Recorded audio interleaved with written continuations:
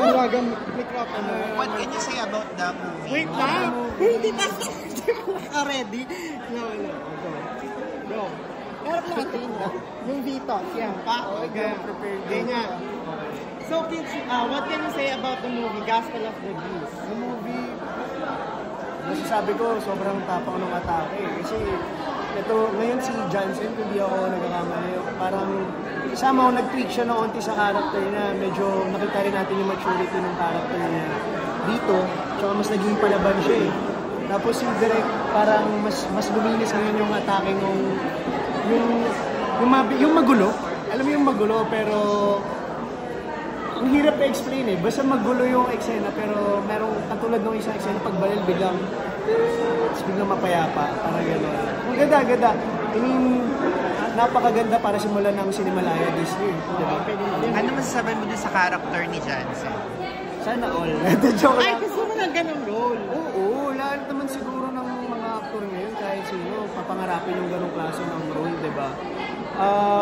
Masasabi ko lang, ang galing kasi hindi ko, yung Bisaya kasi natural na sa kanya yun, kaya parang siguro kung ako gagawa ron, sobrang challenging. Sa kanya may kita mo yung pagiging organic, mas lalo na yung mga eksena nila ni Sir Ronnie Lazaro. Tapos Sir Ronnie rin, grabe naman.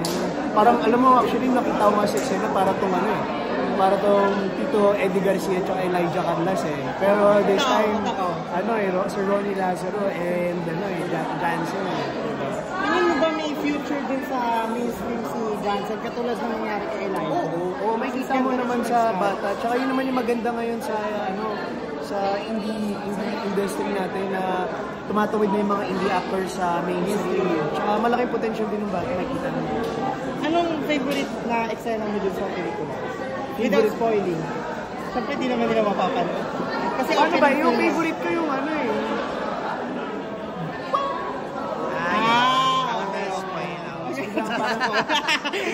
niya rin, hinahanap niya, parang... Tsaka yung binalik yung keychain. Sobrang ganda ng subtext nun. Parang, yun din yung sa ibang eksena ni Derek eh. Hindi niya na kailangan ipakita. Meron na lang siyang something na ipapakita sa eksena or gamit or subtext, parang gano'n. Nakarelate ka ba sa character ni Mateo? Or kahit sino doon, baka may ibang character? Siguro at some point of your life, may gano'n naman eh. Diba yung parang, feeling mo hawak ka sa leeg. Feeling mo kontrolado ka ng bawat tao at gusto mong kumalas.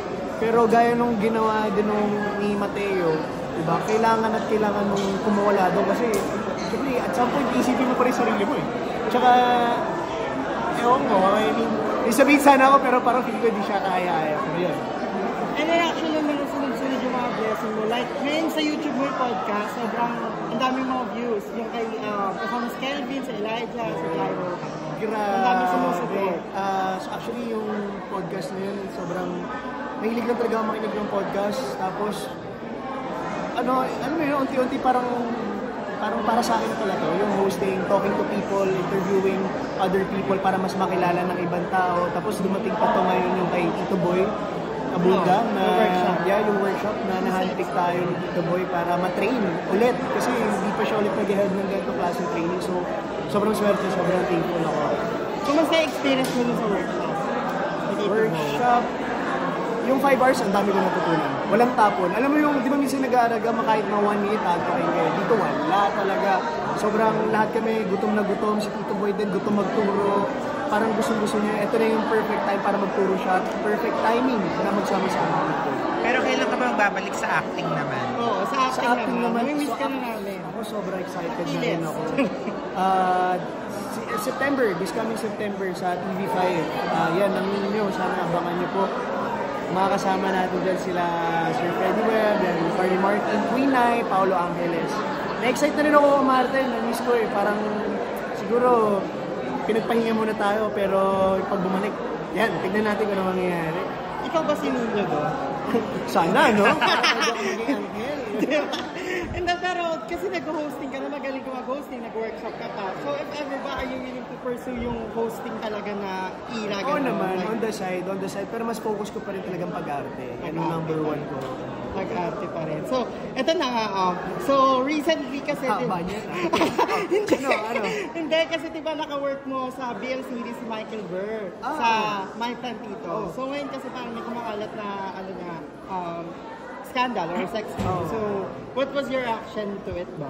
Like, sinabi kasi, nagbigay na opinion actually si Michael Burr. Anong na AI lang daw siya. AI daw. So, what's your reaction about the scandal and everything? Kung totoo man yun, yung na-AI siya, nakakasad kasi masyado na nating inaabuso yung AI. 'Di ba? Yun na yung actually ngayon, yun na yung parang inaabuso ng mga tao eh. Ginagawa na nila yun to make people look bad. Which is tignan mo, imbis na ang ayos-ayos ng ginagawa ng tao, nagkakaroon ng mga ganung bagay eh. Pero sana hindi yun naka-apekto sa career niya. Tsaka sana tuloy niya pa rin yung ginagawa niya. Kasi mahirap magpa-apekto sa mga ganung hindi naman totoong bagay. Ayun.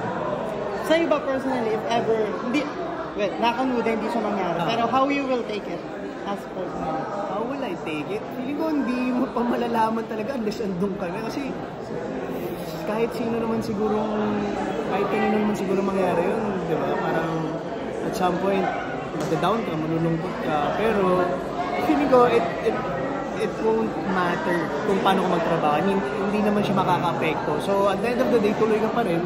Gawin mo pa rin yung gusto mong gawin sa buhay. Yung lahat naman tayo tao eh, diba? So, yan, promote mo na lang sa mga iba pa namin naabangan sa'yo. Ayun, Ninyo. So, ayun, sana panoorin niyo po ako sa, sa Ninyo. Or Ang Himala ni Ninyo sa TV5 po yan. Mag-show na po kami ngayong September. At sana, supportahan niyo rin po ang Listen Ka Sa Akin. Mapapanood niyo po ito sa YouTube. Nagkukwento tayo dito ng mga storya ng mga tao, mga successful stories ng mga iba't ibang personality, mga favorite personalities. Ako, bonus question. How do you handle yung mga parang mga indecent proposal? Indecent proposal. Alam mo, or do you get already decent? Alam mo, weird niya eh. Parang wala ko nakukuhang ganun eh. So, gusto mo ba? Hindi ko kasi makakount yung sa social media eh. Meron talaga sa social media. Pero kasi, hindi siya like direct. Kasi fake account siya eh. So baka nagtitrip lang siya or what eh.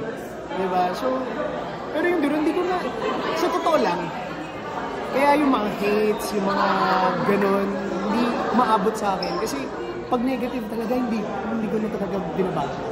Hindi siya tumatagos. Kaya kahit anong bash, nung mga nangyari, kahit anong konting issue, hindi ko na sinasakyan. Kasi, wala lang. So, full of positivity ako. Alam naman siguro na mga tao yun eh.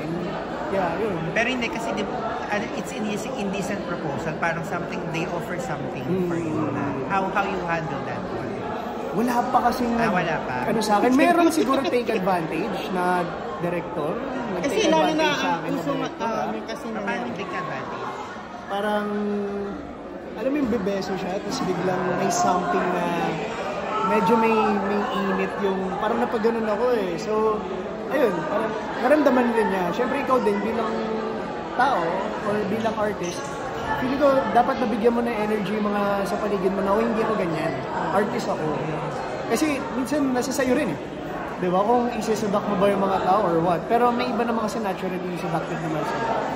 So since nabanggit mo nga, kasi di ba meron ding issue ngayon yung about sa harassment. Kay Sandro Mula. So what's your stand on that one? Well, ay nako. I mean, wala akong masasabi ko sobrang sad. Kasi bakit may mga ganong klaseng tao. And sana yun yung medyo maayos dito sa industriya natin. Kasi I mean, hindi na tayo old school eh.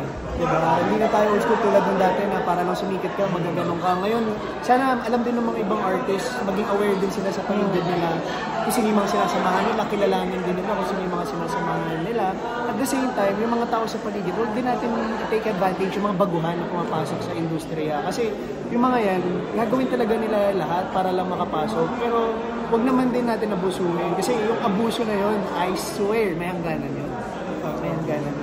Okay, to end this interview, ano lang yung inaabangan mo dito sa Cinemalaya ng mga entries? Mga entries? Number 1, pick 1, number 1. Mga top 3. Top 3.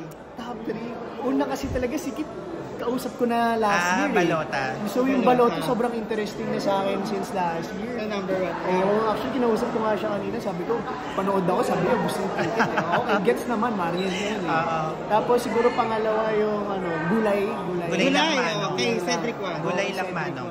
Ayun, Gulay lang manong. Yan, Gulay lang manong. Yan ang isa sa inaabangan ko. Kasi baka makapag-open siya ng, alam mo yun, ng mga mind or mas maging open ng mga tao sa pag-uunawa sa Gulay? Gulay. Manong. Ayun. Tapos, Last. actually, pag nanonood kasi ako ng Cinema Live, hindi wala talaga ako idea eh. Parang doon ko na lang alam eh. So, di ko na alam kung ano pa yung isa. Hindi ko na alam. Pero Kapag gamay na nakita mo lang dito. Katling ba yun? Kantil, BL yun. Kantil. Kantil. BL siya na sci-fi. Kantil. Kasi may sinabi sa akin friend ko. Oo. Tsaka siguro yung Konobasho. Yeah. Konobasho. Kasi it's Japanese, di ba? So parang, wow, it's nice to see another Japanese film na nandito sa Cinemalaya. So talaga magsusupport ka, manonood ka? Every year.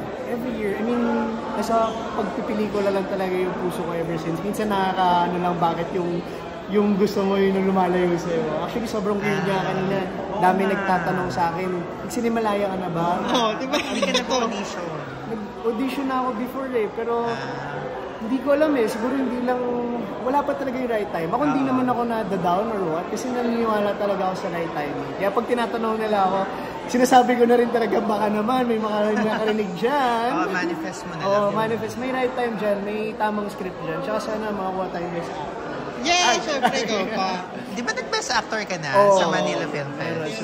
Ang galing niya din. Control F. Pero sa ibang game tong Cinemalaya, bata pa lang ako, pinapanood. Nanonood na talaga ako. Okay. Last na. How do you, hindi, last na talaga to. Paano mo na-handle yung kasi sobrang dami mong ginagawa. Businessman ka, meron kang patahe, tapos meron ka rin, nag-actor ka, tapos nag-hosting. Siguro time management talaga. Time management. Tsaka unahin mo yung kung importante. Sumabay ka rin sa flow. I mean, may mga problemang darating pero ano ka lang, maging sponge ka lang sa problema. Kasi minsan pag pinipigilan mo rin, mas lalo nagde-messed up lahat eh. Yung buhay, sakya mo lang. Okay, thank you. Thank you.